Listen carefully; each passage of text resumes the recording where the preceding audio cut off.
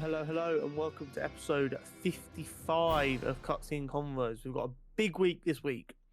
We're going to be giving you a character profile on William Foster, as well as covering Bad Batch episode 9, week 4, and the final week of Vox Machina season 2, before we get into some of them Superbowl trailers, including Flash, Guardians, and D&D.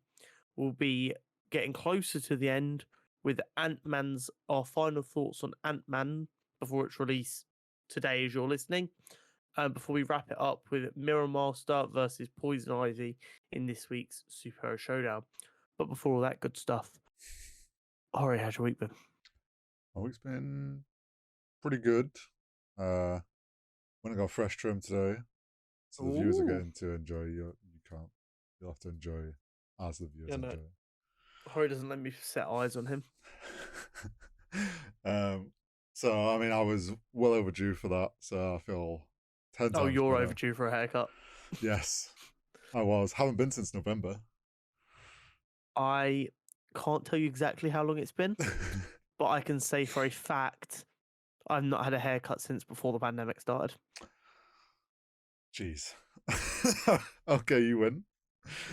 And it was already like relatively long at that point. It was already like down here. Kind of just going the long haul. Yeah. So yeah, fresh trim. Seeing the girlfriend this weekend. Woohoo! Belated Valentine's plans? Yeah, I mean, with nothing overly planned.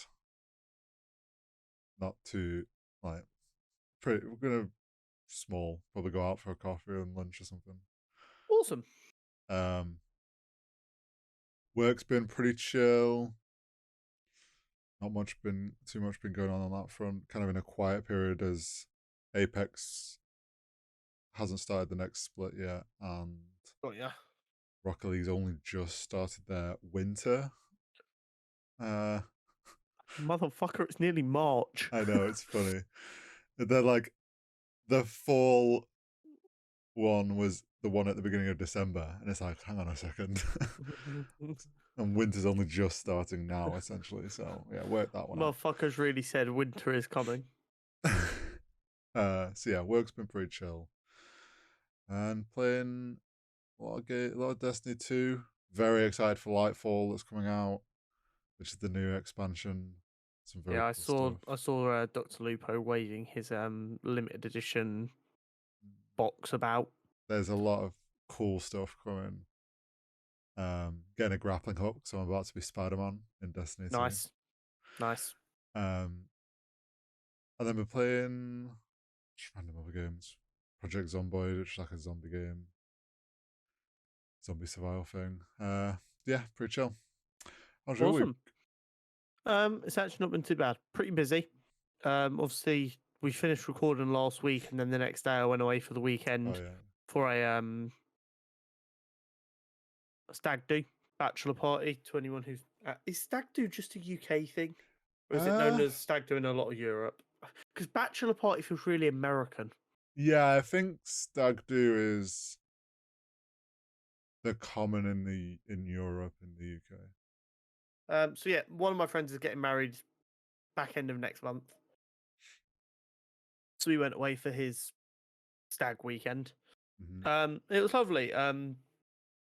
Left midday Friday, got down there by about 4 o'clock-ish, and then proceeded to drink until midnight Saturday night. Nice. Got up Sunday and drove home. It was lovely.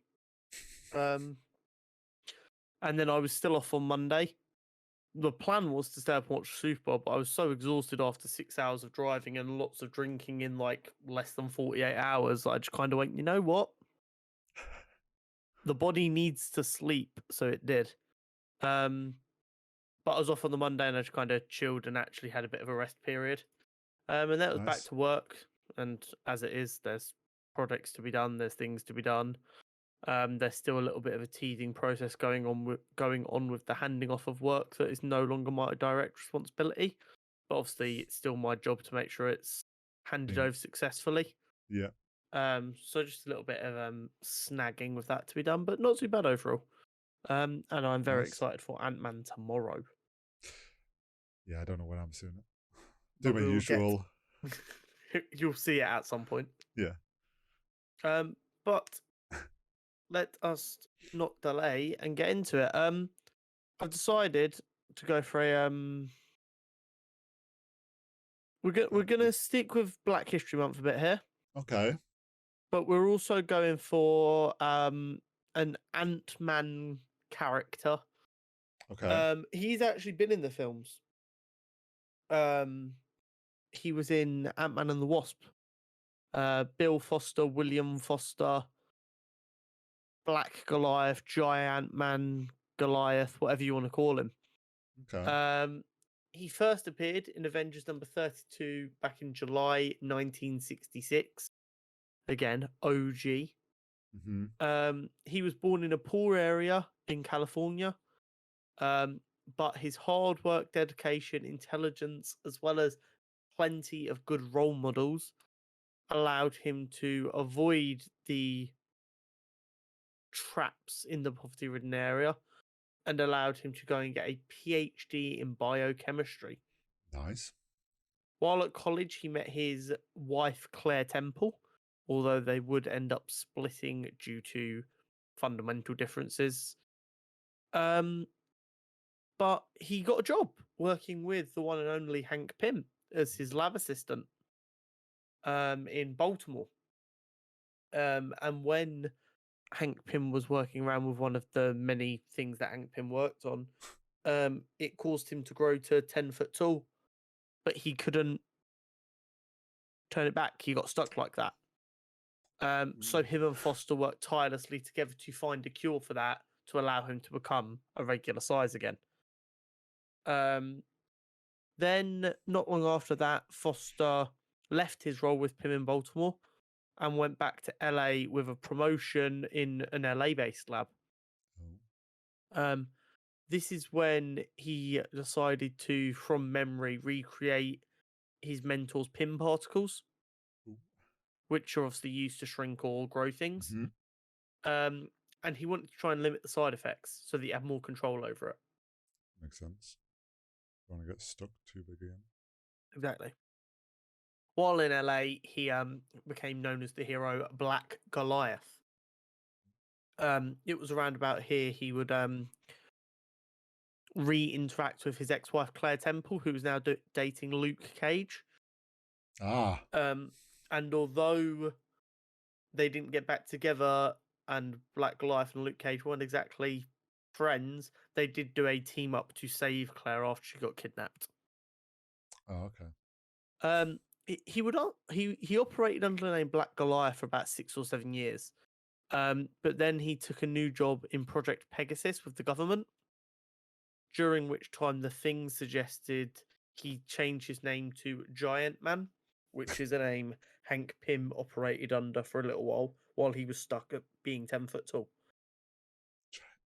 Then after many years operating as Giant Man, he became known as just Goliath.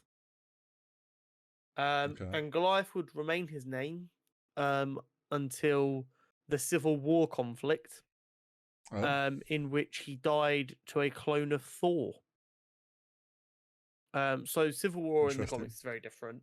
But Goliath aligned with Captain America, and Tony created a clone of Thor that was very powerful, that they used to try and trap some of them. And it went a bit wrong, and Goliath died. However, in his death, his body couldn't be shrunk back down, which meant a guilt-ridden Tony, because he didn't want anyone to die, paid for the 38 burial plots needed for him to be properly buried. Oh my god! Which in the comics is like actually a pretty tragic scene. It kind of in the film we kind of get a similar-ish moment with when Rhodey gets shot out of the sky. And you get that moment of, oh shit, yeah, we knew we were fighting, but no one was supposed to get hurt, if that makes sense. Yeah. It was kind of like that. It's a shit, no one was supposed to get hurt. This was just like a bit of a skirmish so that we could all sit down and talk.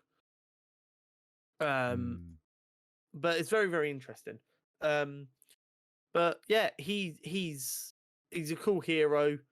As with basically every comic book character, I'm sure he'll be revived at some point. It shows the time in which he was written, that he went through so many character name changes and they could never make him a mainstay. And I mean, the only black superhero on the Marvel side that I can really think of as being a mainstay would be a Storm or a Black Panther. Yeah. Other than that, they're relatively few and far in between. So hopefully that's something that can be corrected over the next few years. Well, I mean, hopefully Miles kind of True. changes that going forward.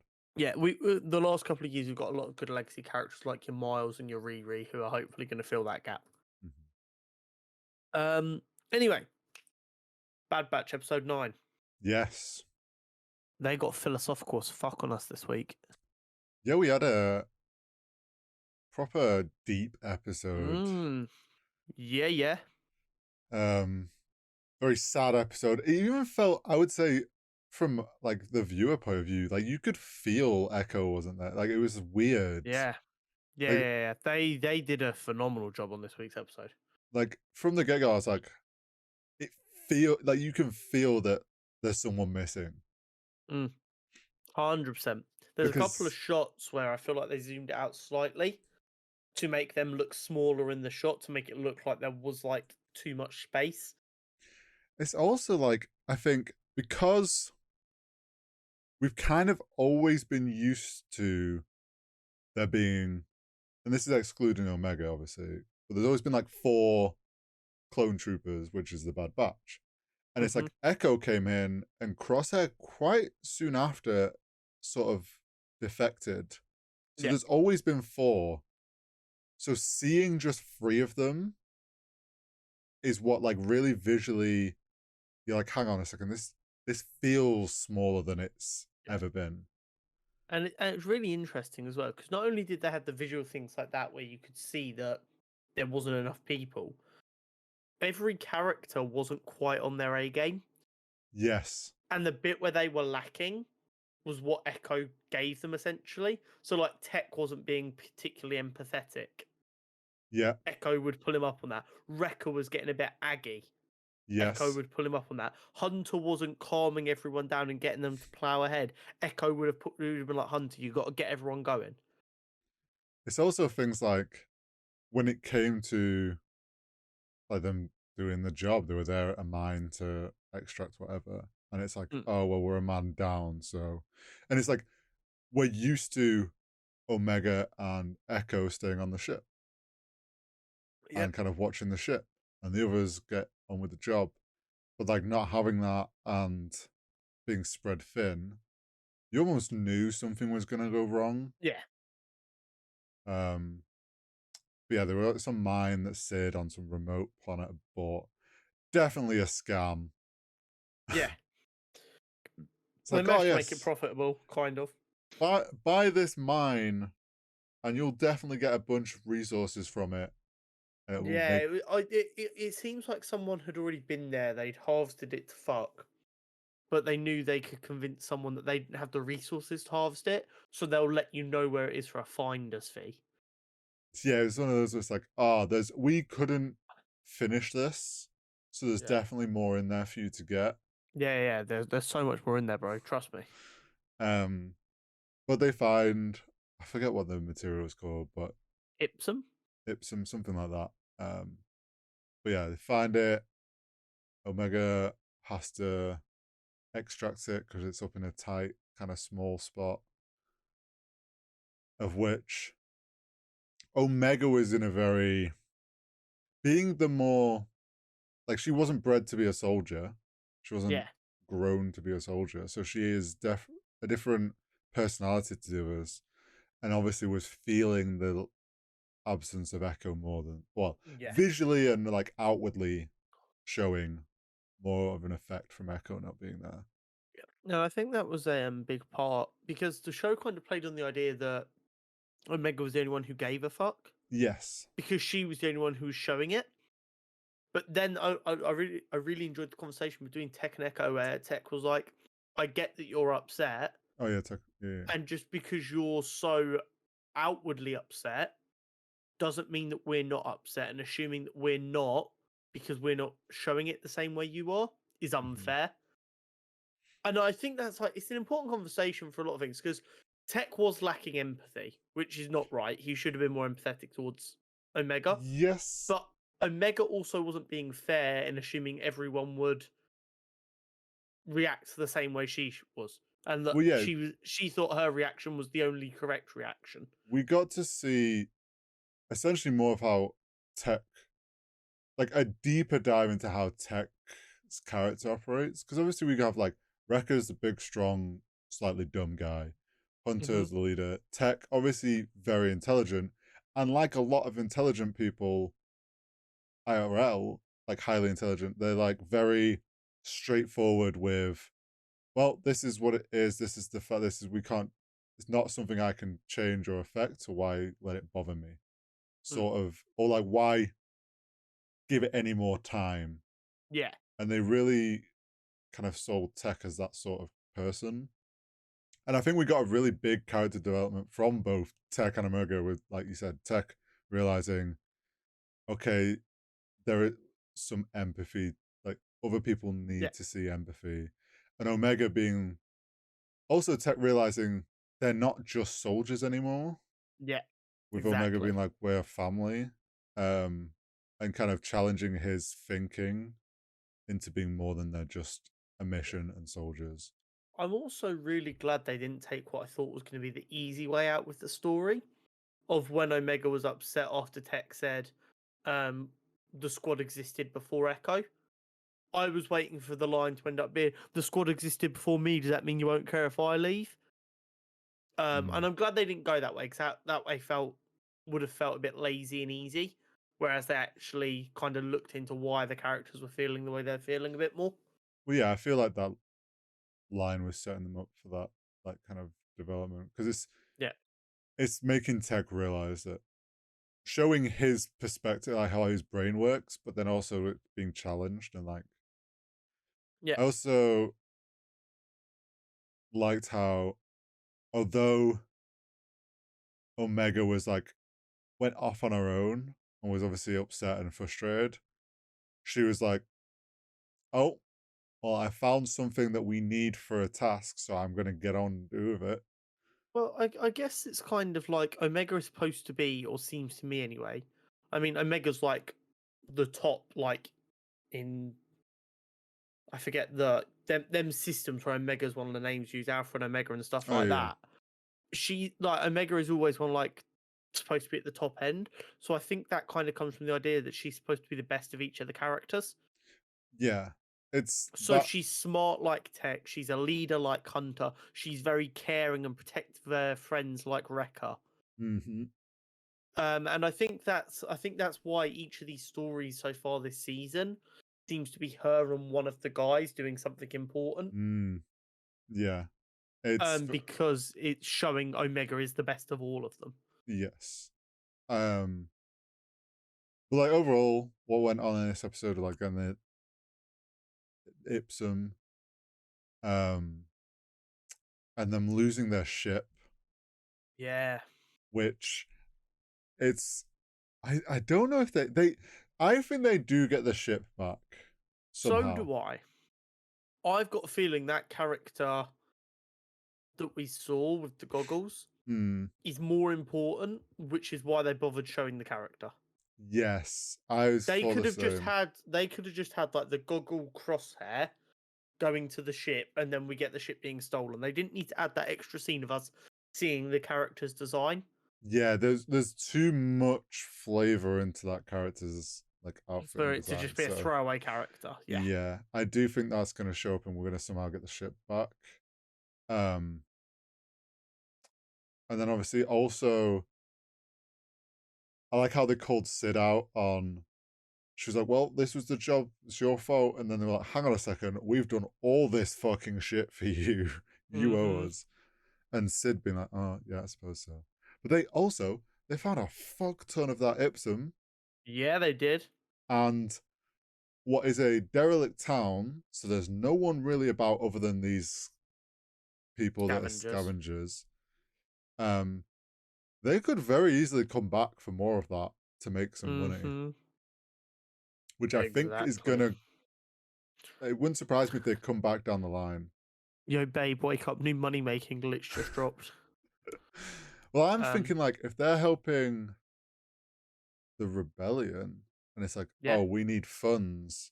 Well, there's a no, no, fuck hundred ton of percent. resource that we could go get and sell and make some money. Yeah. But I found it interesting that this week wasn't a double episode drop, but it's definitely a two-parter. Yeah, they. I mean, next week it only makes sense for it to follow directly Oh on. yeah, it's gonna. Um, that's a good point. I think what this second half of the season is gonna get less time hoppy. Like we've had very small little time hops between episodes where Yeah. obviously downtime between missions we've not needed to see. So I wonder if we'll start getting more episodes following closely on as it builds up to the finale. I'm still not 100% sold on the idea that we don't get to see Darth Vader. You're really hoping, aren't you? I mean, I really enjoyed his design in the last season of Clone Wars. Um, So, I wonder. like, I'm like, do we see him or do we just get a name drop? yeah, just like a reference to. There's probably going to be some sprinkle. I'm wondering if there's also going to be some reference to um the little rebel group with Chopper and all them, from the Rebel show. Yeah.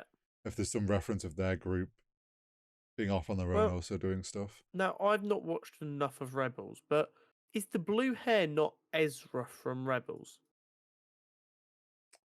Um, Is it Ezra? I don't think does Ezra. I can't remember if he has blue hair. I don't. No, he doesn't have.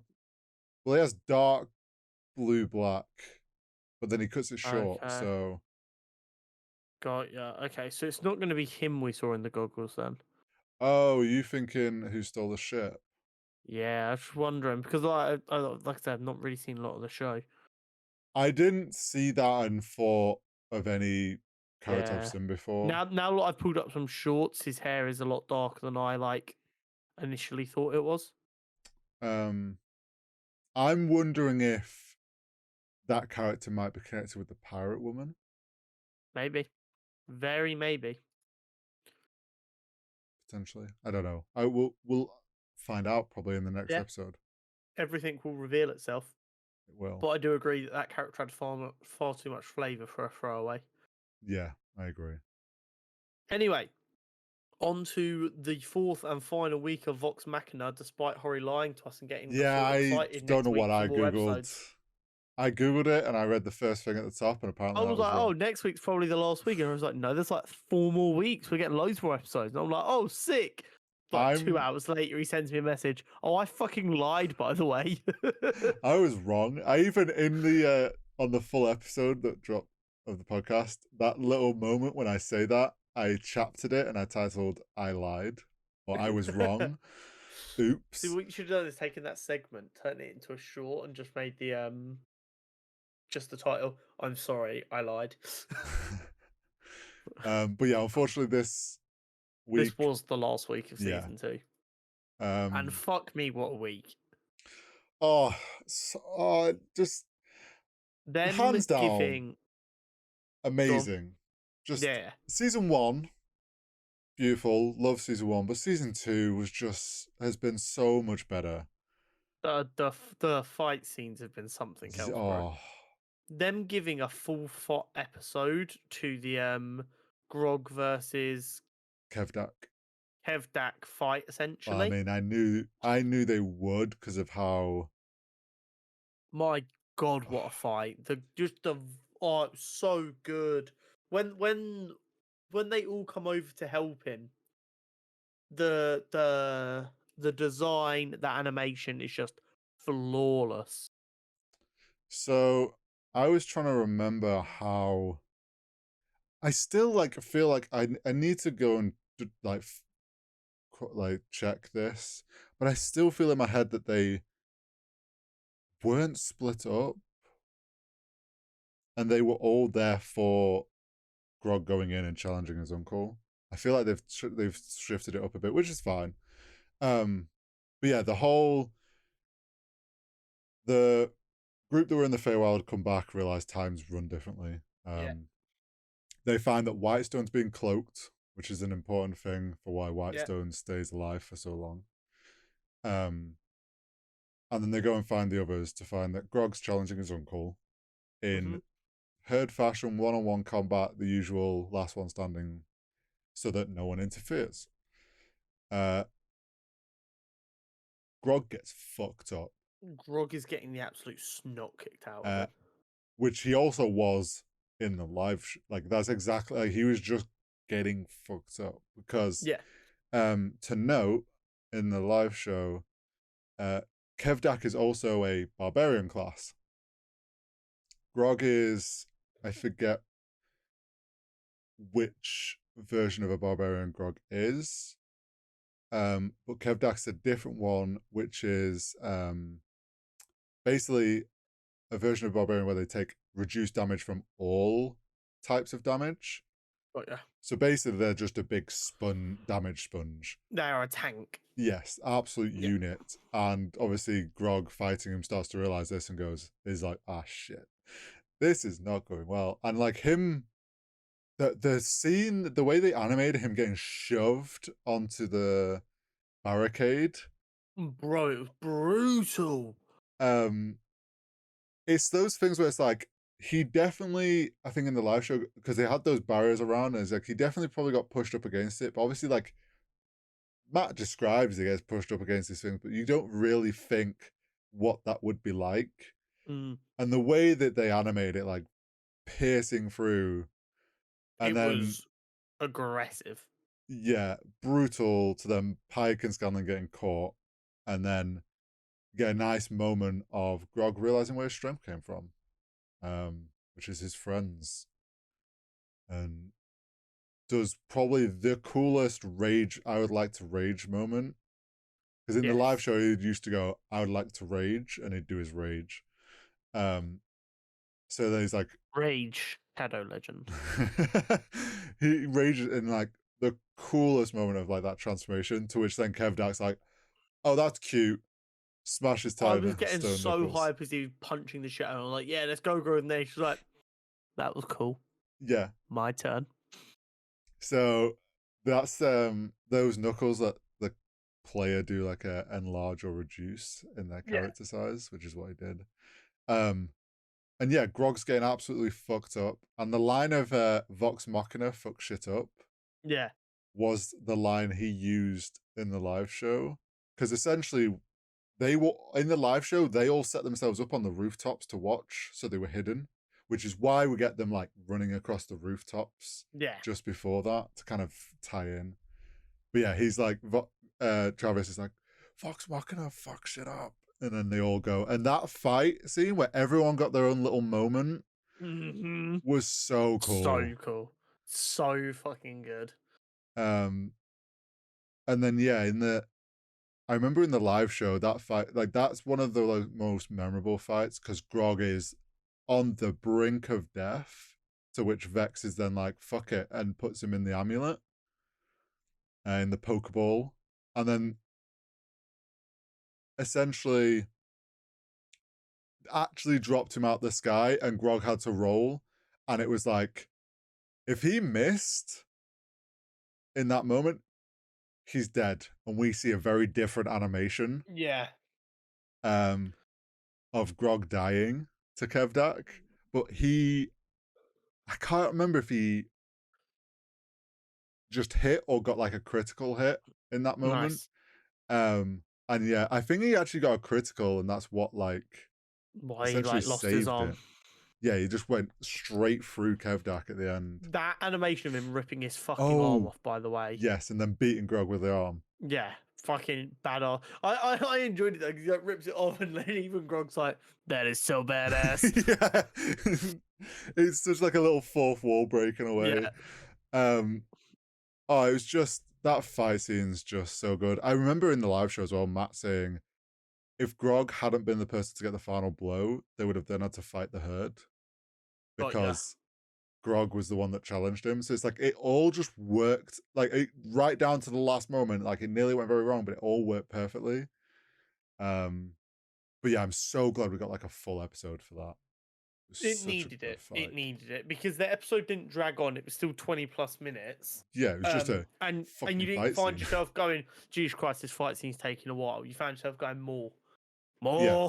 It's like, but it's also like you're watching this fight scene, the way it's animated, it's like, Grog's getting fucked. It didn't linger on any part of the fight. It kept it going. Yeah.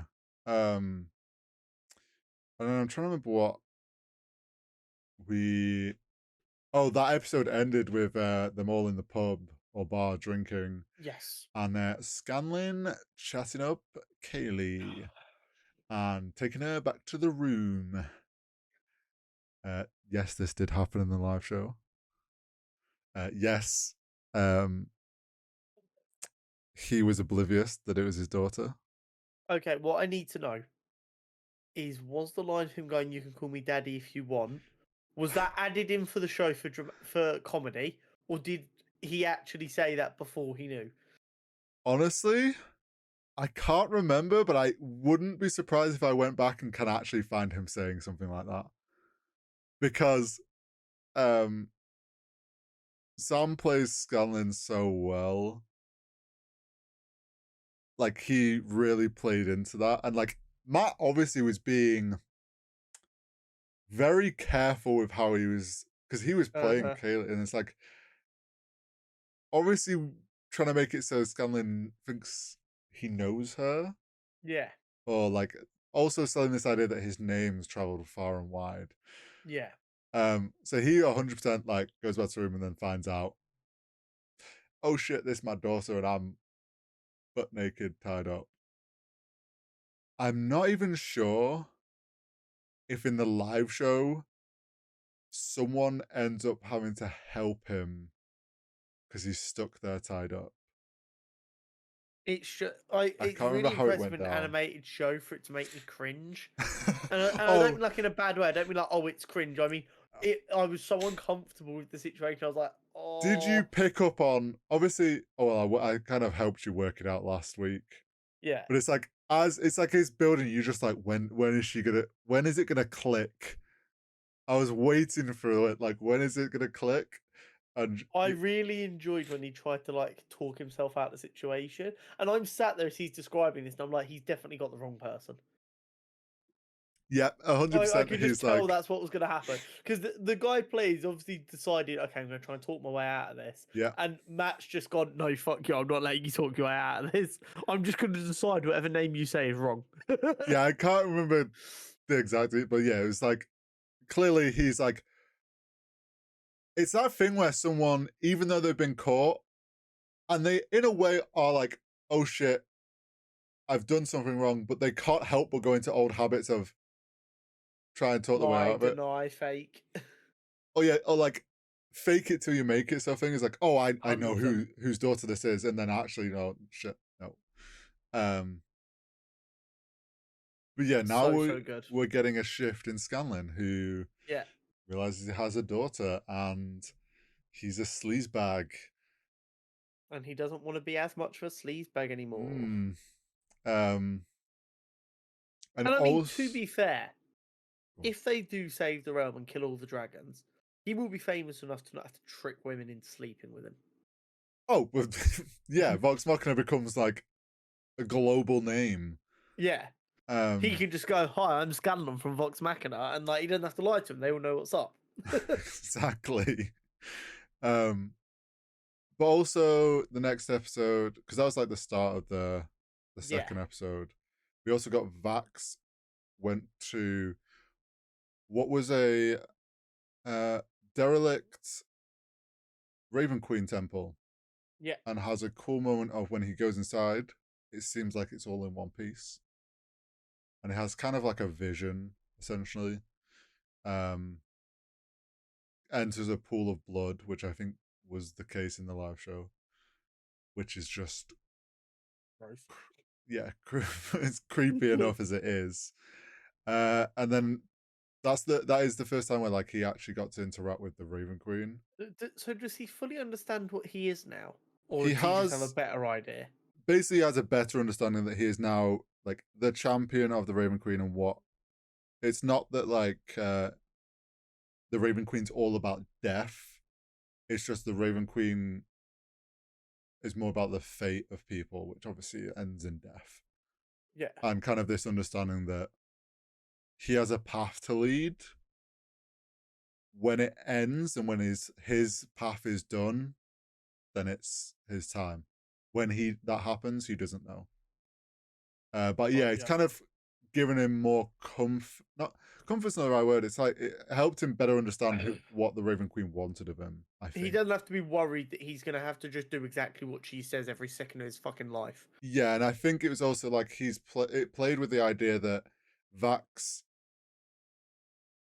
essentially in just a moment of panic and like want for his sisters to be alive, made a deal with a god, and then afterwards that, oh shit, I just made a deal with the god of death.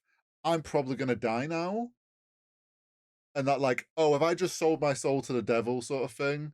But Yeah. actually realizing there's a bit more to it than that. And okay, I have time to do shit. Yeah. But Exactly. that is now essential. If you got to look at that now as like his character is tied to the Raven Queen, so there is an eventual endpoint there for him. Yeah. I'm trying to think what else went down in that episode. Oh, then it's like back at the pub and they're planning. Yeah. So it's more fleshed out than the live show was. The line "at dawn we plan" Yeah. was very much Travis playing Grog, and to the party's like, "Oh, I've talked to my cousin, and he said we." I can't remember if he said we drink at dawn or we fight or at dawn we plan, and everyone's like, "Ah, at dawn we plan." Yes, that's definitely the saying. That's like clearly that's what went down. But yeah, they come up with some like elaborate trap. We obviously skip in the anime show. We don't get to see the setup, but what they were all hiding in is like Keelif had the idea to like dig out trenches and cover them up with. And so there's a lot of like bits there that people will remember from like the planning. Obviously, you don't want to show like an animation, just them sat around figuring out what to do. Yeah, exactly. And then they take on the dragon, which was a very cool fight as well in the live show. And again, it shows once again the naturalness of the story and the fact that this was people playing a game, because no respected writer is ever going to write, and they flew up the dragon's arsehole. Yeah. I mean, there's so many parts of it where it's like, it's come down to, you can see where the roles happened, because it's like the moments where the dragon notices the trap is Matt rolling to see if the dragon picks up on it. And it's like, then Vex actually sets it off instead. Then they throw the ropes over and they're holding, and then they fail. Like one person fails, and that's all it needs to break free. And then yeah, Scanlan going, "All right, fuck this, let's go up the butthole." In a moment of probably like, Matt, I have an idea. You're not going to like this. Will you allow me to roll for it? I'm pretty sure they had a much more difficult time than how, because essentially they were like between, I think on the like when they were breaking out of it, Matt made it very difficult because you're pushing through essentially like the ribbons of muscle, so you're being crushed at the same time as. But the something to note in this live show, they had an item called the immovable rod, which is what that sword was, but they just changed it to a sword. That whole idea of like it being fixed in place. So that's what they did, and it worked to the point where the dragon was like, "Ah, fuck this," and just let it rip through its stomach. Yeah. Which was probably Matt being frustrated that his dragon was stuck on the ground and getting fucked up. Yeah, probably. Um, But I really enjoyed it, and then obviously the dragon finally manages to take off. yeah, it fucks off. And then the show ends as like Scanlan gets knocked out up against the side of the anus. Yeah, inside the stomach or whatever it is. Yeah. Yeah. And then the next episode is him having a weird dream. Yeah, it was really cool. I liked it, especially when he was trying to wake him up. Yeah.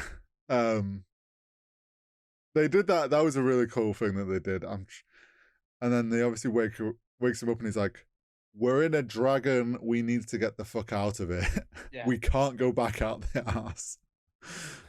And then you've also got Grog hanging on the outside with a axe and a rope, just being like, "This is fine." Yeah, it was a good idea when I tried it.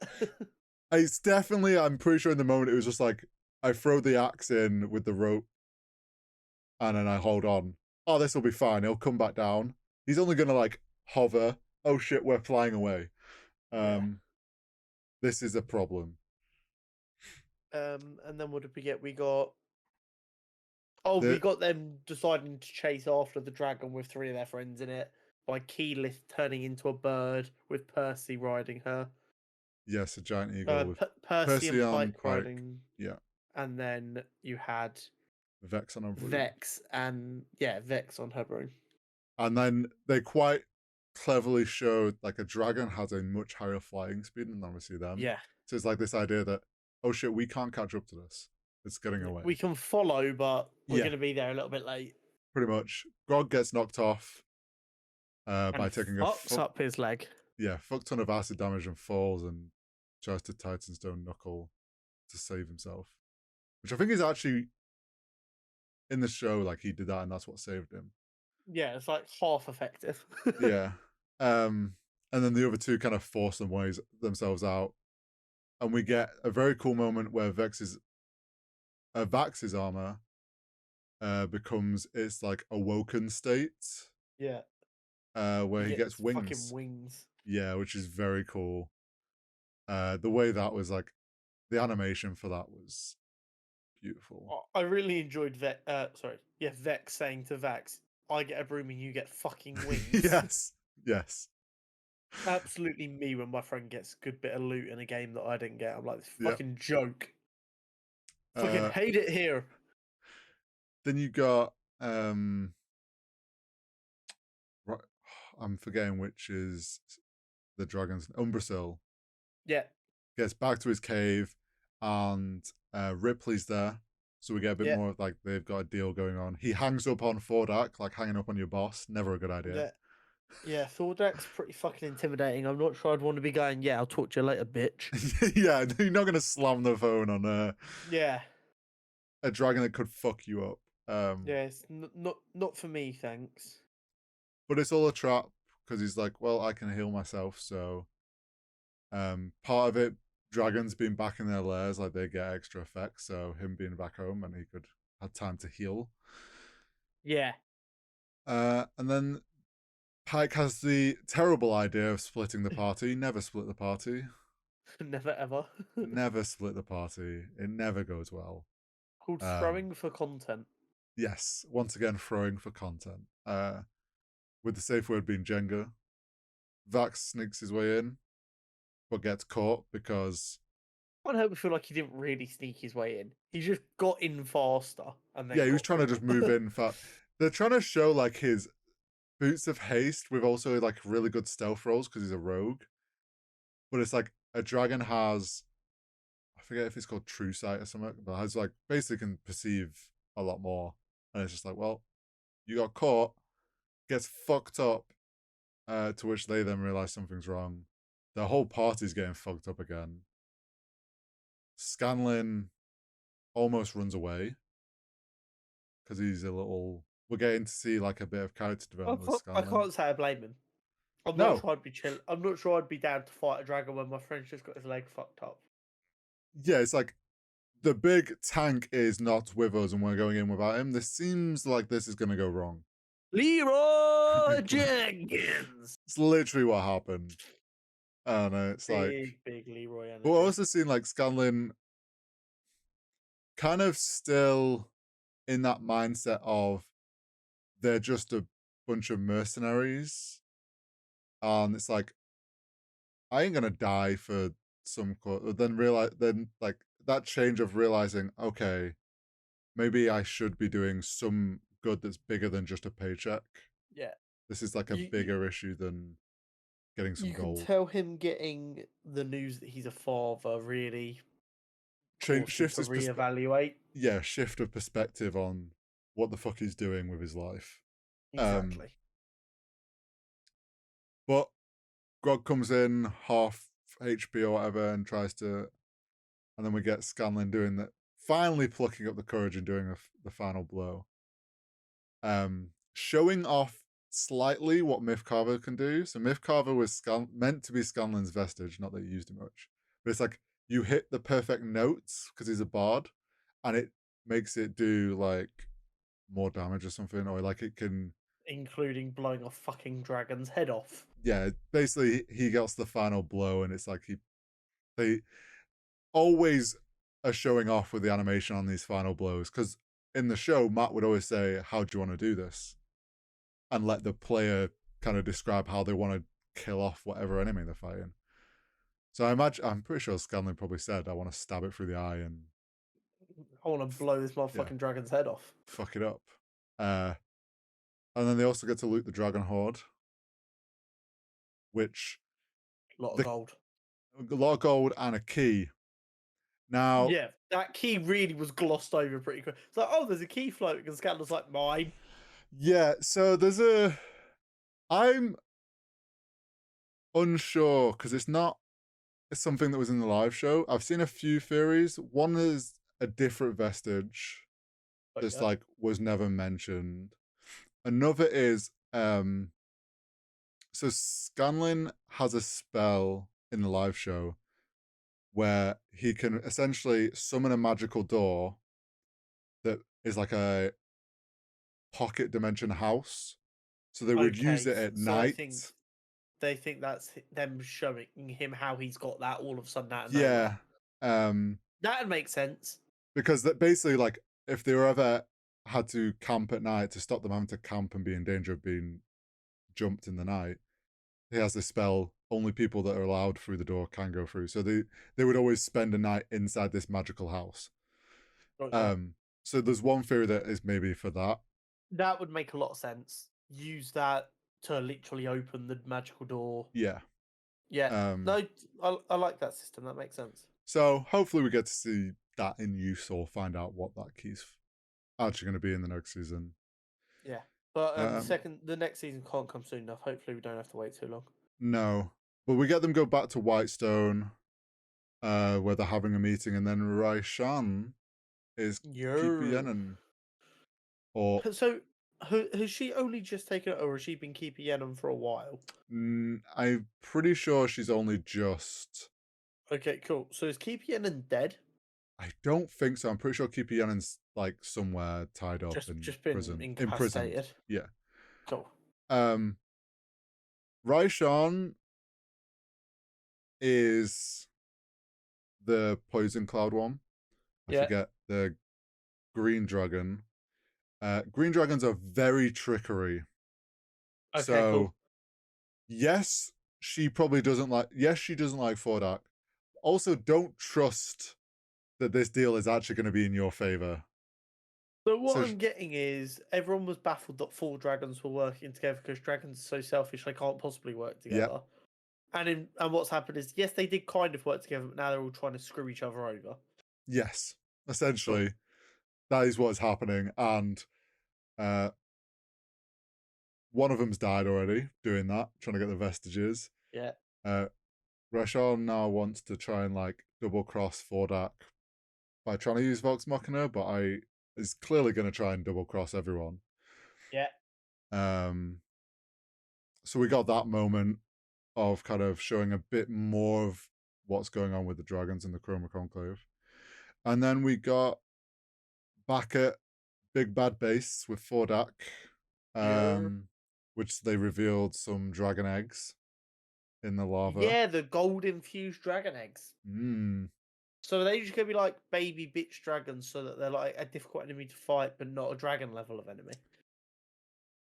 Yeah, so in D&D, you have like different age tiers of a dragon, and obviously Fordak is like the oldest and most fucking strongest one you can fight in D&D.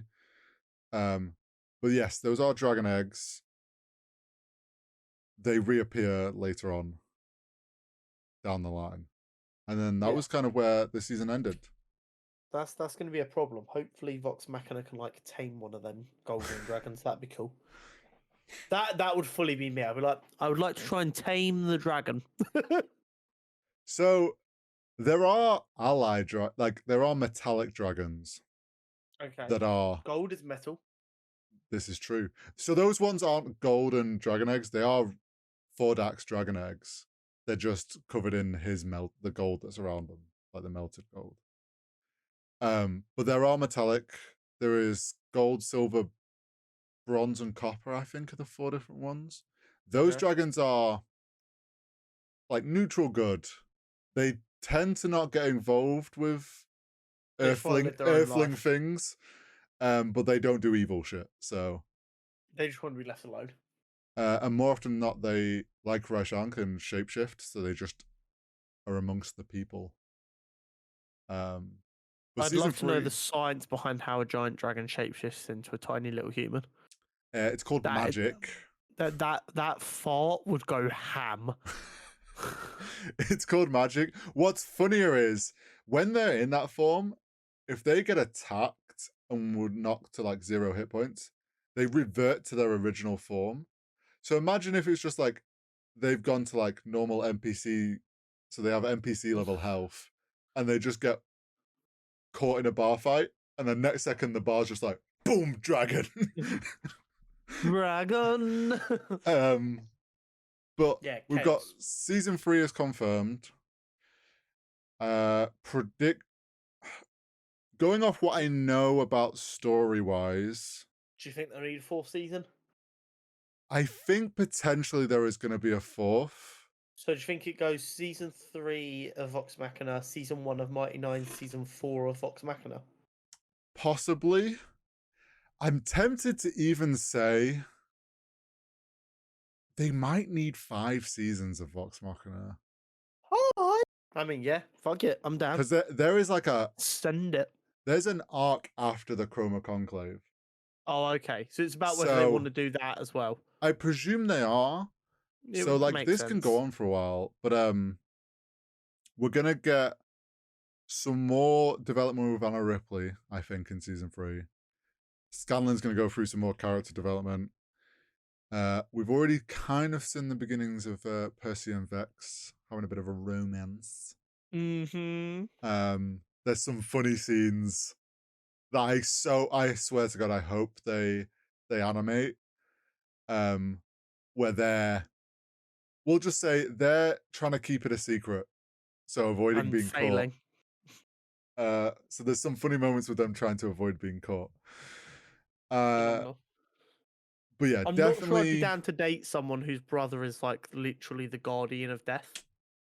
Well, yeah, I mean, just Percy. my hot take. Don't forget, Percy had his demons in season 1. I know which demons I'm more scared of. The fancy guy with a gun, or the guy friendly with the goddess of death. The fucking half elf who can move faster than I can blink, who's best buds with the fucking Raven Queen. Yeah. Yeah, I mean any rogue is the strongest, so but yeah, definitely think there's gonna be more than 3 seasons, in my opinion. And inject it. I do think we'll start getting it balanced between Mighty Nine and Vox Machina. And if it is only going to be 3 seasons of Vox Machina, next season's going to be fucking manic. God, if it's only 3 seasons, season 3 is going to be fucking long. But yeah, this season's been like a step up. And honestly, one of the best animated shows in a long time, like just full stop. Yeah, 100%. Like And don't Edge get me wrong. Runners was great, but this is Yeah, don't get me wrong. Having that Amazon money to throw about a good animation is one thing, but you yes. still got to get the right people to draw it. Well, yes, the right animation studio, and honestly, just the story is really good, really fucking good, because it's not a forced. It's not anything that's overly forced. It's all what happened in a D&D. So things go right, things go wrong. People come out with some funny lines and some funny shit that makes for great animated content. Yeah, 100%. Onto the trailers. Yes, Okay, first and foremost, we got the Flash trailer. we did. Sorry, what film's this? No, this new film.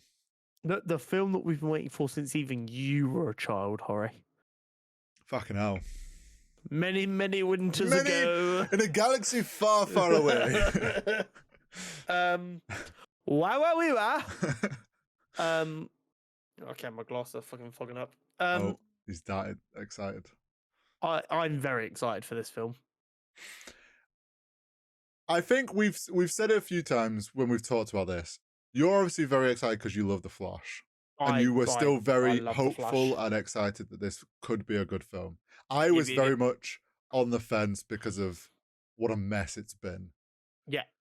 I would say this trailer has pushed me into the excited side.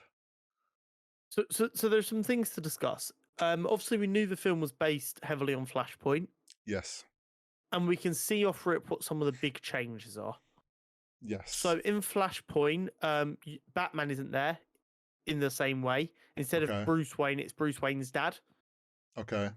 In the Flashpoint universe, Bruce Wayne died, and his dad became a brutal Batman who shoots and kills people. Oh shit! Okay. So we don't get that in this one by the looks of it. We just get Michael Keaton as Batman. Yeah. And in the Flashpoint world, similar to this, obviously Superman never landed. Right. But Superman did land in the Flashpoint universe, but instead of being found by the Kents, the government came and snatched him up. Ah. So he was never there to protect anyone. And he was locked in a cell, and he got freed by Thomas Wayne and Barry Allen. Because Barry was kind of like, wait, where the fuck's Clark? Yeah. Okay. Obviously, in this universe, Barry's mum never died. So Barry never became the Flash, who doesn't have his powers. Right. Once Barry starts to realise what the fuck went wrong and all the trouble he's caused by changing the timeline, he tries to get his powers back. Right. Which is fucking brutal, by the way they have to do that.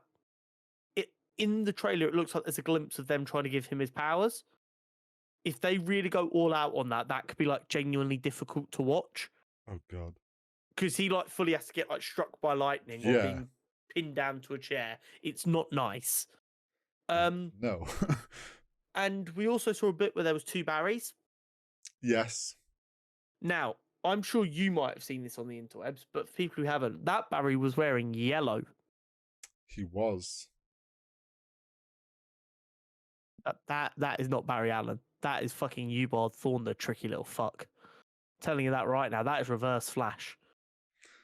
So I'll do a bigger bit on this nearer the time. But basically, the whole crux is Reverse Flash is the biggest hater to ever hate.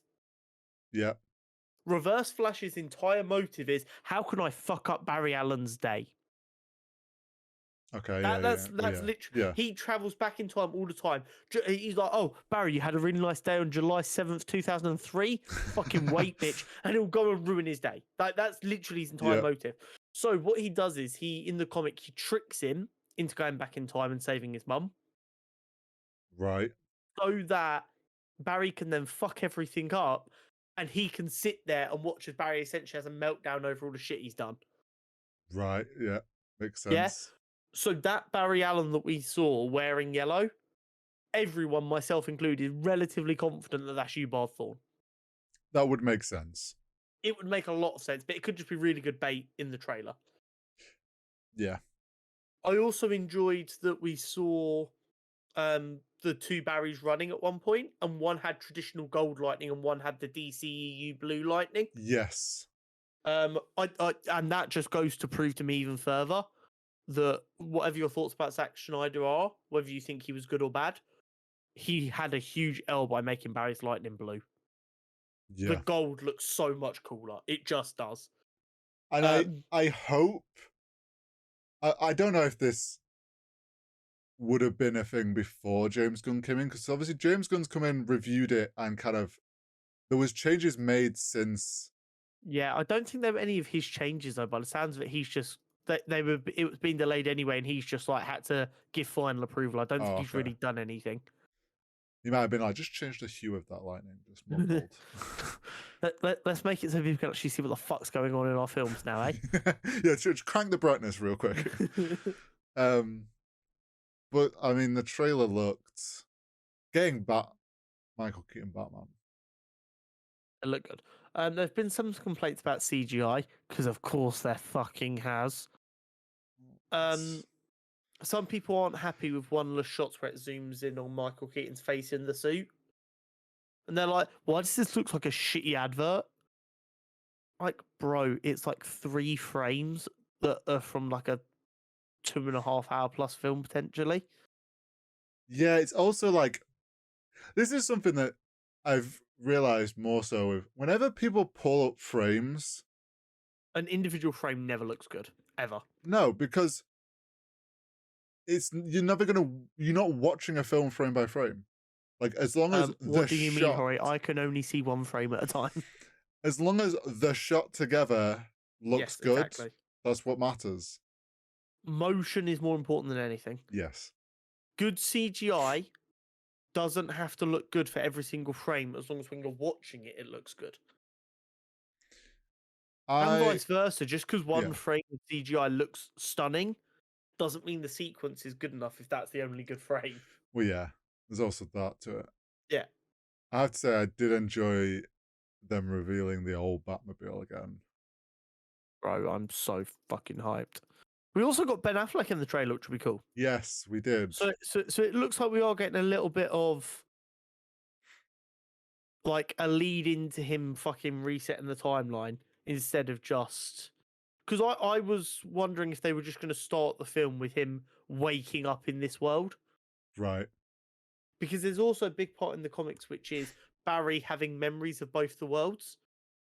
Okay. So his childhood in the main universe and then his childhood in this Flashpoint universe. Start merging. And he realizes shit's going wrong when he starts losing memory of his previous life. And obviously the world is going to shit. I get you. What I'm really interested in is if we get any of the Aquaman versus Wonder Woman shenanigans. Because that's a big part of Flashpoint. The Mascara and Atlantis are literally at war. And that war is destroying the entire world. I wonder if it'll just be like referenced on the news. Yeah. Something. It'll be really interesting. I love the Supergirl suit. I think it's clean as fuck. Yeah, Supergirl looked great. Yeah. And I mean, it's already begun, and Hori already knows how irate I'm going to get about this, I'm sure. People are calling her woke girl because she's got a short haircut. Bro, touch grass. Go outside, touch grass right now. If that is your take of, some people are, why is that to make it Supergirl? What's wrong with Superman? God, so woke. It's like, no, it actually makes no difference. No. Right, it genuinely doesn't make any difference. And they go, fuck it, let's use Supergirl instead. Actually, if we really want to do this, not that I feel a need to defend the change, but if we wanted to go this route, by saying it was Kara that arrived and not Clark, and she got locked straight up in prison, I think it would have a more impactful effect on her, because she'd been like 12. Yeah. Instead of just a baby. which means she was born, lived a bit of a life, and then she was being treated this cruelly. So she knew exactly how cruelly she was being treated. Yeah, and it's like it also just plays. It really makes no difference. It makes no fucking difference at all. It's just that I genuinely think if people want to have an issue about a change being made, the issue they should have is Bruce Wayne still being Batman in this universe. Yeah. I think the more brutal Thomas Wayne suits the universe better. Plus, you get the gorgeous moment at the end where Barry manages to take a letter from Thomas Wayne back to Bruce in the main universe and give it to him. Do you know why I think they've made this change though? Because Michael Keaton. Well, it was 100% because they were like, why don't we do an old Batman? Then we can bring an old actor back. Yeah. And then they went, yeah. right, which actor do we get to come back? Do we? 100%. Because obviously he's going to travel through time. Mm-hmm. And they're going to have to show that somehow. Will they show flashes of other worlds? Maybe. Do we see a flash of other Batmen and other... Hey, if we get an Adam West little tribute as he's traveling through time, I might bawl in the fucking cinema. Just full on, like, cry like an ugly, ugly child. Adam West is the absolute fucking goat, and I don't care.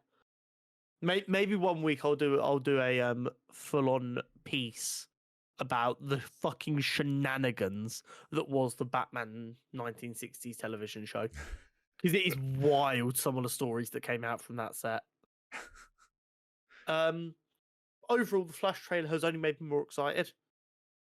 Yeah, I mean, it's given me some hope that it's actually not in a mess of a state and potentially and also, could be in the right direction. And also, I found it really funny that I genuinely saw the same Twitter accounts going, Flash cinematography looks shit, Guardians looks great, when it's the same cinematographer. Oh. Fucking yeah, it's the comedy. same director of photography has worked on both. Yeah. Which is like... It just shows an agenda, doesn't it? Well, yeah, it shows sides. It's just people saying the other side shit for the sake of it being the other side. But talking of Guardians, we got the second Guardians trailer. We did. A few more scenes. So we got confirmation of what we kind of already suspected / knew. The High Evolutionary did create Rocket. Yes. Which means Rocket's arc is going to be a main focus for this. Rocket's going to die. Yeah. There is the scene of Peter Quill crying in what looks like a medical-y bay type thing. You've seen the same thing. Yeah. And I mean, I genuinely won't be surprised if that is every other member of the Guardians on the table. So from that, there's a point where Groot stood there in the same room. Okay. Someone noticed there's a medical TV in the background. Okay. That has a very much a silhouette of a certain raccoon-shaped individual. Yeah. So it's not looking good. It's not looking good for a lot of people there. No. Drax, Rocket, and Pete are all in serious danger. Yeah. We might be having a TPK here. Yeah. It's really not looking great. I'm pretty certain the only person that is safe is Groot. Yeah. And that's just because Marvel aren't going to give up a license to print that much money. We also got a bit more on like Gamora. Yeah. And that it's a different... It does seem like they find her relatively early on. Yes. So I'm intrigued how that's going to work. Well, there's lots of balls in the air here. We've got the Gamora arc where they're clearly trying to find Gamora and like get her back to the Gamora they knew. Yeah, they're trying to like mold her into what? Exactly. Then you've got Adam Warlock. Yes. And I mean, don't get me wrong, it's not a problem that we don't know what his motivations are yet. But we don't really know where he fits into everything. And then you've got the High Evolutionary, who kind of just seems to be cutting about from world to world, experimenting on people because he's adamant he can make the perfect universe.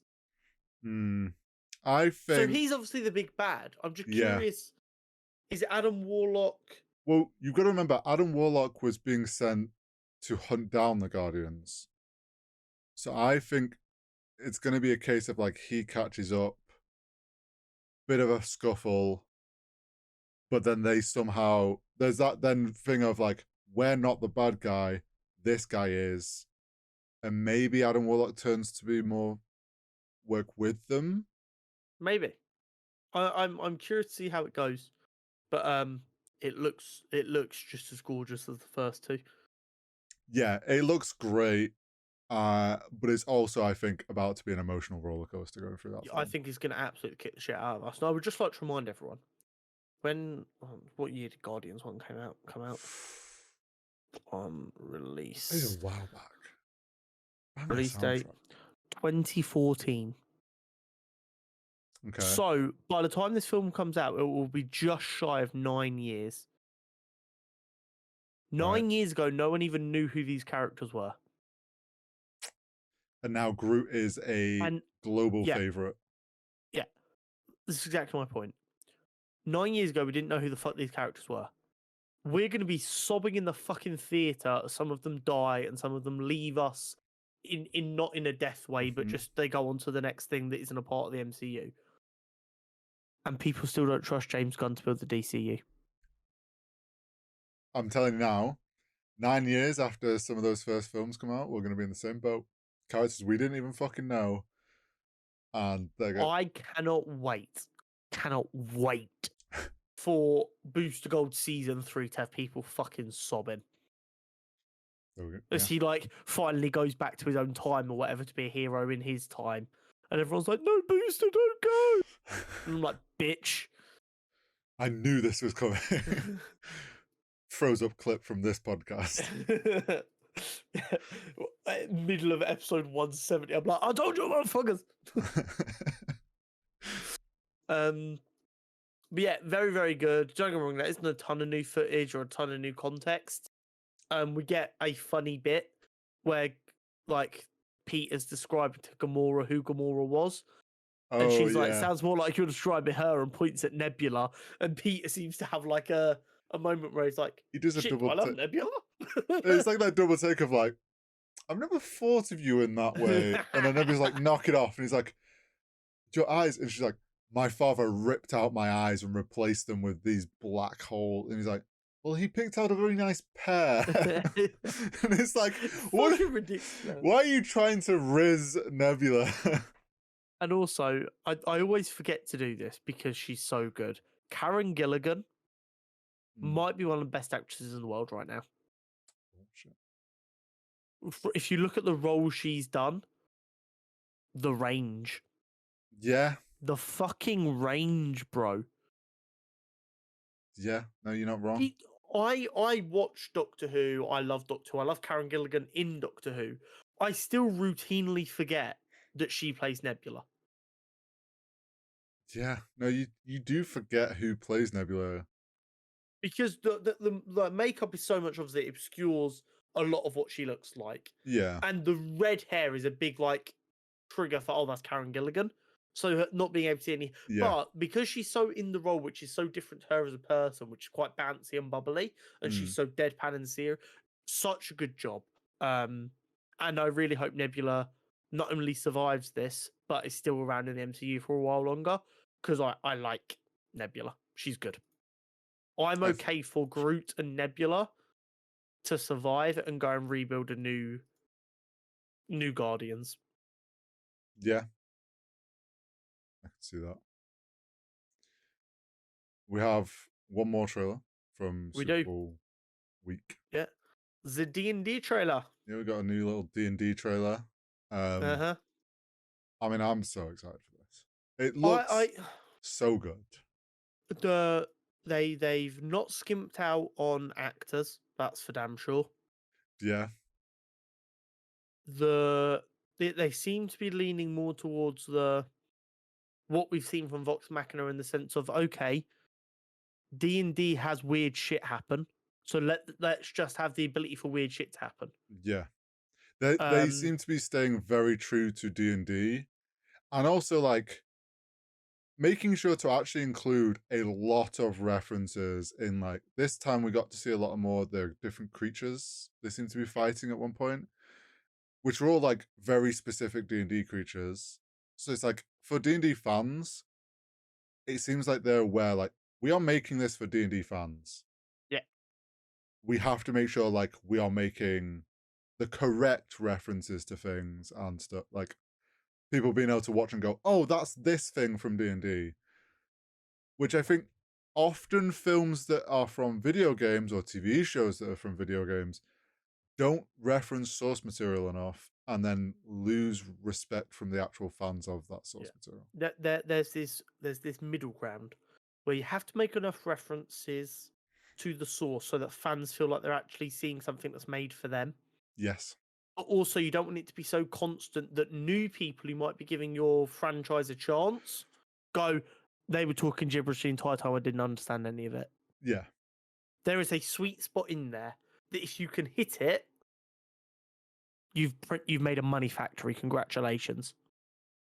I actually think this D&D film, unknowingly, because of how popular Vox Machina's animated show has been doing and it being on Vox Amazon. Machina's really going to help this film out. So they've like, being on Amazon, I guarantee Vox Machina's got a bunch of new people that never watched a D&D related thing. Found out, oh, Me. this is, well, yeah. Found out this is based off D&D. Oh, there's a D&D film coming out. Oh, cool. Yeah, we'll watch that. Yeah, no, you're describing me. I would not have bothered seeing this film. I'd have given it no thought. But I watched the first couple of episodes of Vox Machina when they came out, just out of curiosity. I loved them. I've watched every episode now, and now I'm like, fuck it, I'll go see this film. Might be good. Yeah. Because Vox Machina has really shown the best of D&D. Oh, It's 100%. shown what can be there. So now people are like, I'm going to keep chasing that. I want more of that. That's good stuff. That's everyone that has watched Vox Machina gone, oh, I'm going to get a group together and play D&D. And it's like, they're Yeah, Hori's still chasing. airing me on starting a party, by the way, guys. Whoa. Whoa. I am not. It's just a big commitment. No, it's like people Hori that has picked up. commitment issues. Whoa. Whoa. People that have that with watching Vox Machina live show, everyone's like, oh, I want my D&D game to be like that. But it's like you're watching voice actors playing a role-playing game. Of course, it's going to be like TV standard level of like. You're watching the only people in the world who have the skills to make a D&D session seem this high production. Yes, 100%. It's like they've took what was once just a. It's like people being like proficient in doing D&D. Like they're perfect for D&D. Usually those people don't play D&D. But these guys are like, nah, we're nerdy and we do these things. Like it's just perfect content. So yeah, this film's gonna be. I already know it. It looks so good. There's gonna be shenanigans and all sorts. Uh-huh. Now, Yes. shall we get into our final thoughts on Ant-Man? Yes. The big one of the week. Yep. As you are watching As you're this watching episode. this, yeah. Go to your local cinema. Go buy a ticket. Go watch it. I'm watching it. I will watch it. Hori will watch it. Probably on Thursday morning. At some point between now and the next episode, I will have watched Ant-Man. Yeah. Where in that timeline? Who knows? So I was going to put together a little list, but I can mainly do it from memory, of things you need to make sure you've watched before watching this film. Oh, shit. Okay. Okay, so first and foremost, you're going to want to have seen the two Ant-Man films. Obviously. Ideally, yes. You will also need to have watched Avengers Endgame. Yes. Probably Infinity War if you're going to watch Endgame, but you could get away with just Endgame. You need to have watched Loki. Yes. And potentially Multiverse of Madness. Yeah. Other than that, I think you're okay. Yeah, I'd say I would put Loki over Multiverse of Madness. Yes. I I'd think say that's Multiverse of Madness out of all of them is the one you're least likely going to need, mhm. but I wouldn't be shocked if you do need it. Yeah. It helps understand some things that may crop up in Yes. Because some it mechanics, examines so the to speak. multiverse a little bit, Yeah. obviously. It means if there's anything regurgitated from that, you'll understand it better, probably. Yes. Especially with Kang being such a multiversal threat. Yeah, I would agree. But I think that's all you need to watch. A lot of them are big projects that people I probably would have assumed would have already watched if they're going to watch Ant-Man. Yeah, I Um, think the only one that people might like your casual Marvel fan usually watches all the films. yeah, but They we'll might not miss have the seen shows. Loki. Yeah. Yeah, So if you haven't seen Loki because you were like, oh, this is some weird like time like some weird yeah. side thing, it actually gonna You're make gonna want to sense. watch that. Yeah. But you can probably get away with watching Loki after Ant-Man, Yeah. but it might just change your perception of the film afterwards. Um, but yeah, I think that's about all you need to be aware of going into it. Yeah, I can't think Um, of other than like films that we are theorizing might be linked, like Shang-Chi end credit. yeah, there is a real chance that after watching the film, you're gonna want to go watch Shang-Chi and Miss Marvel. There's a Potentially, real yes. fucking chance that if you're confused at the end, and we'll confirm this next week for you, if you're Yeah. confused at the end, there is a real chance that you're going to want to go ahead and watch Shang-Chi and Miss Marvel. I mean, if you haven't watched Shang-Chi already, the fuck is wrong with you? Yeah, excellent. That's a banger. 10 out of Excellent. 10, did not miss. It did not. Ms. Marvel's a bit more subjective. I personally enjoyed Miss Marvel. There Yes, are did some I. valid criticisms of it, but you're going to want to watch Miss Marvel potentially after some of the shenanigans that are going to happen in Ant-Man. Yeah, well, until we see the film and know, those are Yeah. kind of just theory I'd ones. be relatively confident saying you'll need it, but I think it'll be one of them things that if you watch it after, it's not going to matter because you'll still be able to put all the context Well, together. yeah, it'll probably be better to watch after because you'll be able to join. It'll be easier to Yeah. join things together. So my outright prediction: Here we go. this film is not going to be received well to start, but it is going to age like fine wine. Okay. I've I got a feeling that after the next 3, 4, 5 films come out, people go look back at this and go, "Okay, I see. I get it now." But there is always the chance it does what a lot of MCU films seem to have done recently, which is the first couple of weeks is everyone going, "I fucking love this," and then when it comes out on like DVD or on Disney Plus, hmm. all of a sudden the attitude flips. I I've think noticed this. I'm thinking it might be more a case of it's like looking at this from the point of view of if a lot of people are your more casual MCU fans who are usually the more vocal ones about stuff Mm-hmm. haven't seen Loki, so then they're like, "Oh, who the fuck is this Kang guy?" Like, I feel like they might be a bit confused about the whole timelines. Quantumverse is like very lightly been touched on, but we have a bit of more of an understanding Yeah, from Loki. Um, I think they're going to be a bit confused about why has this not been a thing threat sooner, sort of thing.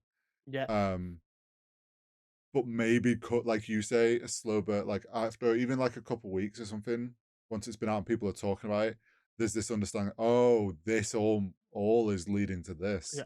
I do think it's going to stop the complaints from Phase 4 of, oh, it just doesn't feel very connected. It's gonna start tying things together. I'm very, very confident that this film ties very tightly into um Captain Ms. Marvel post credits and Shang-Chi Shang-Chi. post credits. I'm also predicting that this film is going to be the thing that lines up with the end of Loki.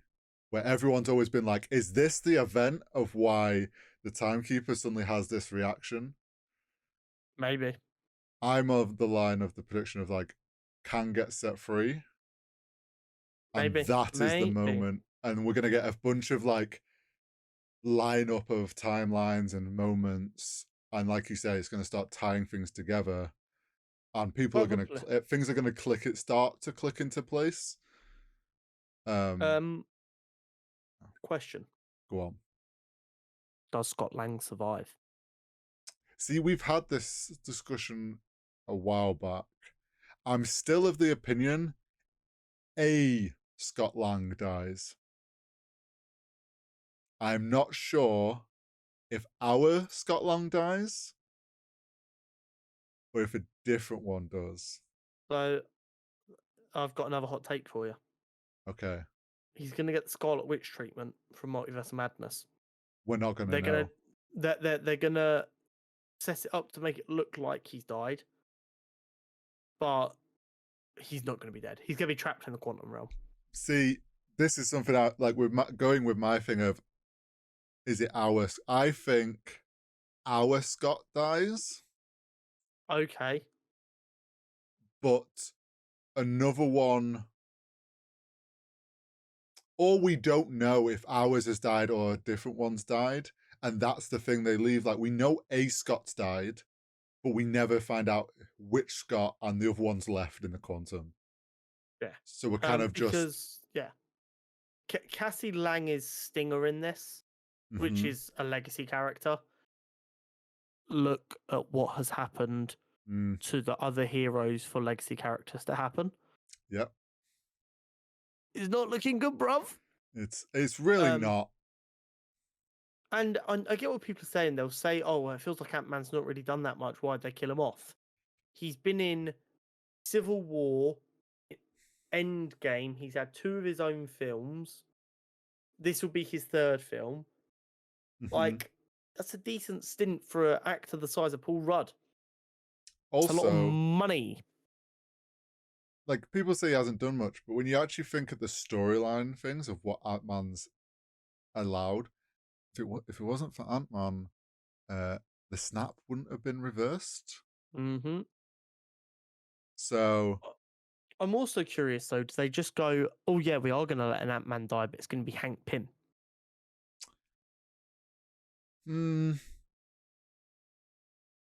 I Because don't. Michael Douglas is also not a cheap actor. True, They need to cut some wages around this gaff. especially if they're adding new characters to the roster. Yeah. Yeah, It's going to that's be interesting for sure. I do really, really hope we get to see Hank Pym don a more comic book accurate Ant-Man suit. I've got to be honest. the thing is though. I see. I don't think Hank dies so that he can train Cassie properly. Would hope not do that though. I suppose. Yeah, that's a good point. Who knows? Next week But we will know. yeah, it's going to be a rough one, and like they Someone's definitely have a lot going. of room. They definitely have a lot of room to tug on the old heartstrings here. Let's just say the only character 100% safe is going to be Cassie. Yeah, the Cassie's safe. She's golden. Uh, Everyone else, excluding like Kang and that, is technically up in the air to what could happen to them. I would not be surprised if, just like in Loki, Kang dies again, and then we find out that by killing him, they've let an even worse Kang have his way. Potentially. But I wouldn't be surprised at all.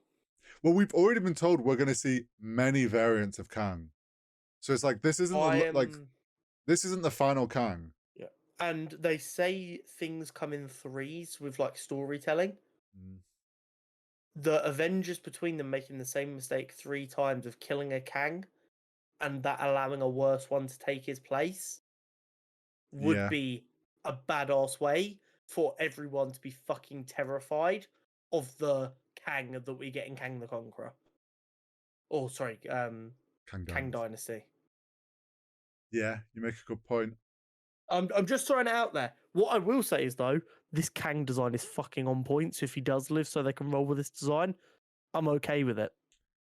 See, I think there's nothing stopping them using very similar design now going forward. Because like Kang can visually look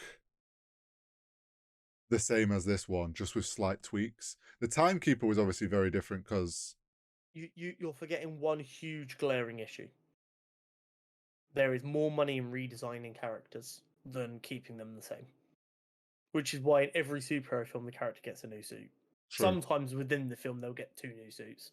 Spider-Man. Spider-Man. I knew that was coming. And I blame Sony for that because Sony get all the money from the toys. Well, yeah, 100%.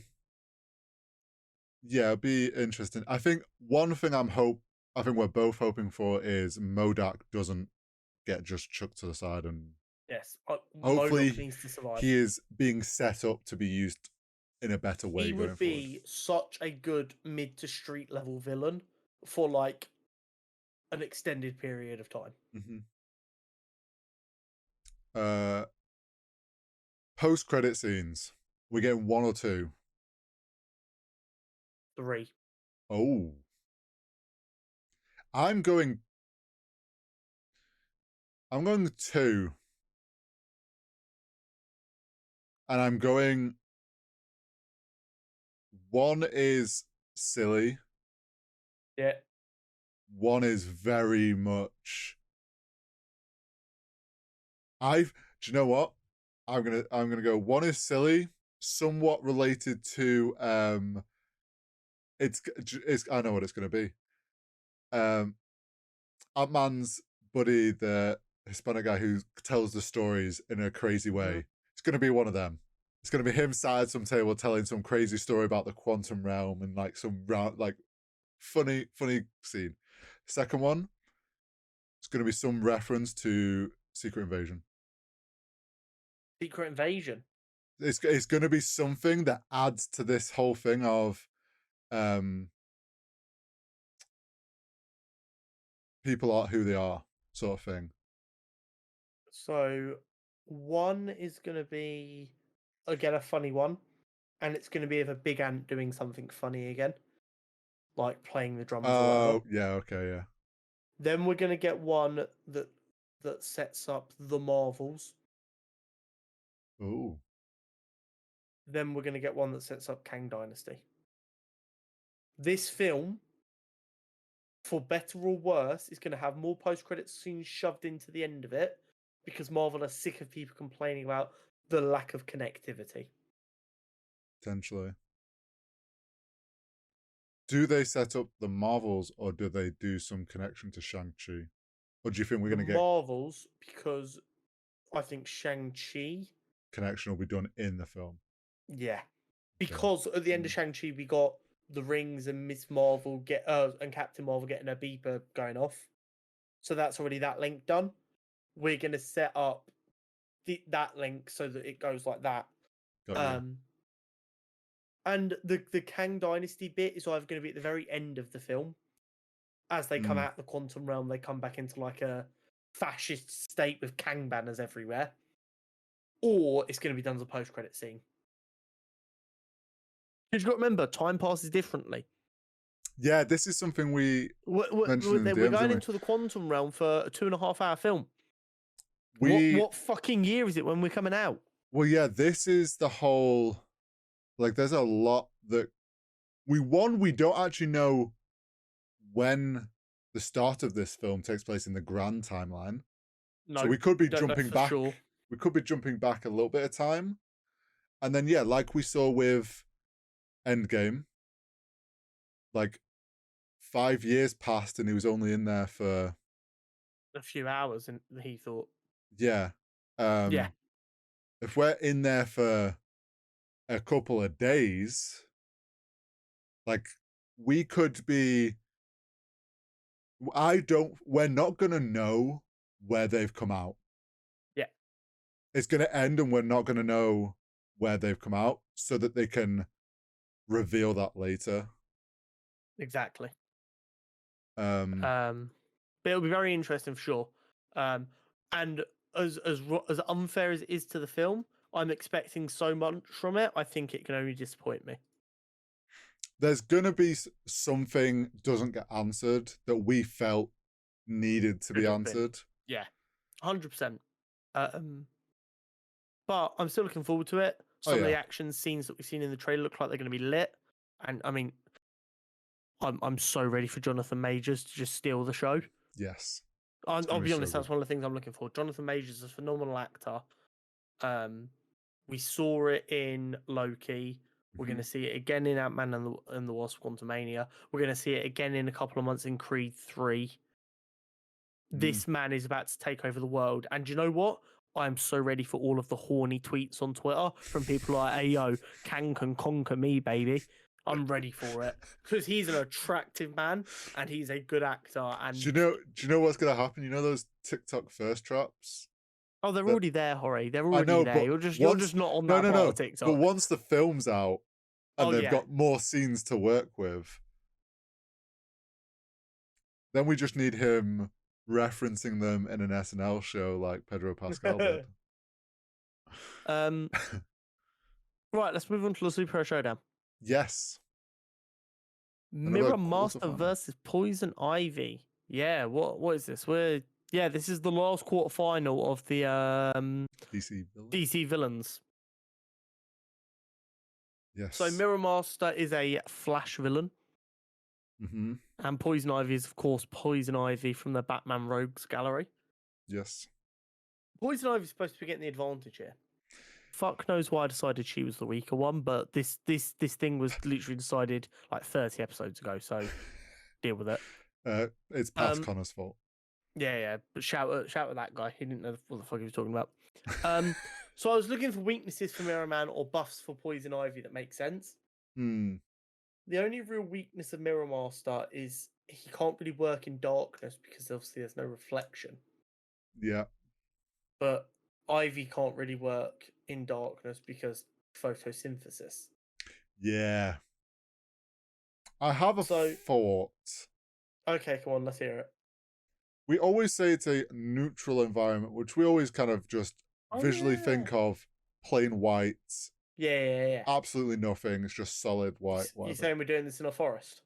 So I was like, not necessarily forest, but it's some sort of like earth ground, grass, swamp.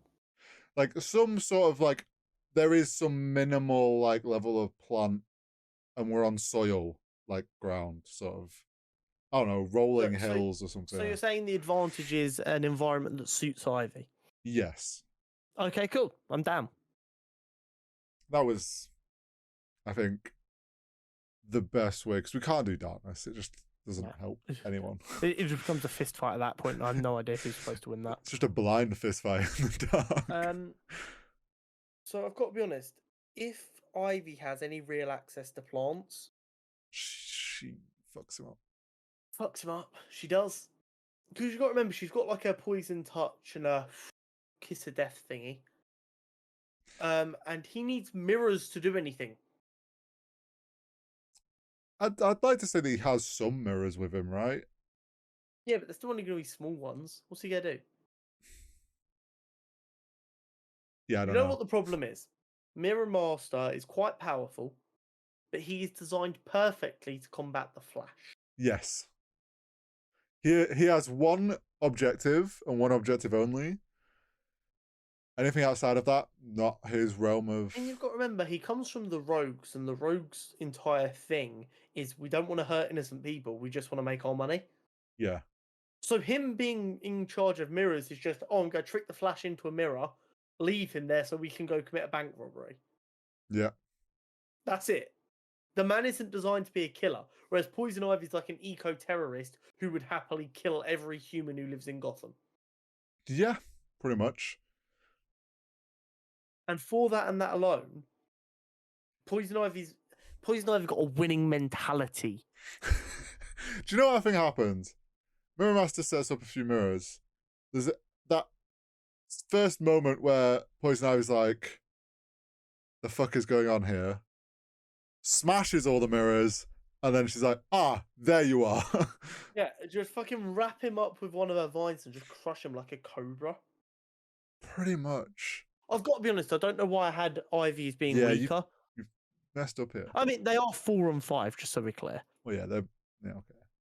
I gathered it was as much. Yeah, but these are like the middle 2. Honestly, I even think I probably just finished reading a fucking Flash comic when I did this or something. But yeah, I think unfortunately, Poison Ivy's gonna kind of fuck him over. Yeah, she got a curb stomping. And this was, I think, part of the issue I was having with an advantage. Any advantage you can kind of give Ivy can kind of make her OP. I feel like even in a neutral environment, she still probably would have beaten him. Quite possibly. Because, like you say, Mirror Masters is like just for Flash. Poison Ivy He's a time waster. Yeah, whereas Poison Ivy fights Batman and also often deals with some of the other villains. Like she's not just fighting for the environment. She's fighting for equality in the villain workplace. She's going on strike. Yeah, she's sick of our shit. She is a strong, independent woman who will absolutely fuck up Mirror Master's day, and that puts her in the semi-finals of the DC villain side of the bracket. Yes, it does. She would definitely need an advantage against her next opponent, however. And